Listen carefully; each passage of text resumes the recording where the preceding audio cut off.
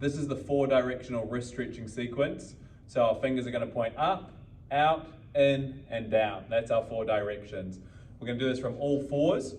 Okay, if your wrists are really tight, you can also do this position up on a seat or a bench or on your bed, whatever's going to suit. So on all 4s if you can. The first thing you're going to do with our fingers up is we're going to punch those biceps forward.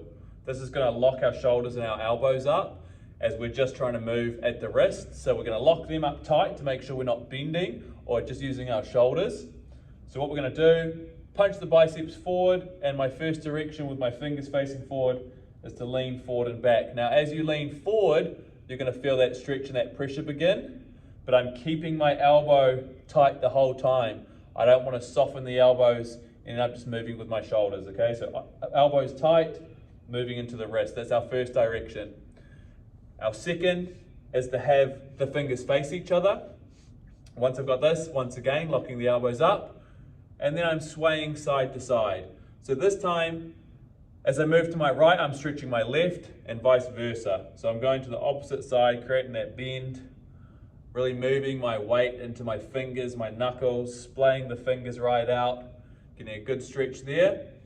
Third, looks like a seal position, elbows locked up, fingers out, and once again leaning side to side. This time when I stretch left, when I move left, I'm stretching left and vice versa. And the same sort of principle, elbows locked, and I'm moving into the knuckles and the fingers.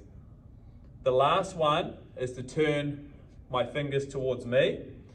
And as I sit back is what's going to increase the stretch. So by sitting forward out in front of the hands, I relax the stretch, and by moving back, I increase it. Okay, so forward and back there. As you start to sit back, you're going to feel a big stretch through the wrist, up through the forearm, and potentially into the bicep there as well. So that's our 4 directions. Here with bicep locked forward. Here with fingers out, fingers in, and then lastly, facing you.